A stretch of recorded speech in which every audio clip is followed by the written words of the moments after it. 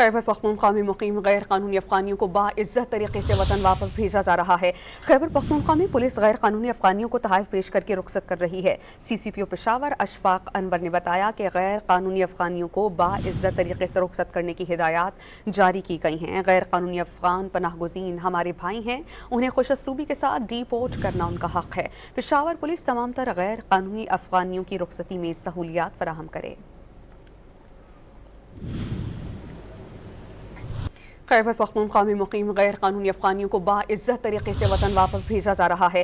खैबर पख्तूनख्वा में पुलिस गैर कानूनी अफगानियों को तहफ़ पेश करके रुखसत कर रही है। CCPO पेशावर अशफाक अनवर ने बताया कि गैर कानूनी अफगानियों को बाइज्जत तरीके से रुखसत करने की हिदायत जारी की गई हैं। गैर कानूनी अफगान पनाहगुज़ीन हमारे भाई हैं, उन्हें खुशअस्लूबी के साथ डिपोर्ट करना उनका हक है। पेशावर पुलिस तमाम तर गैर कानूनी अफगानियों की रुखसती में सहूलियात फराहम करे।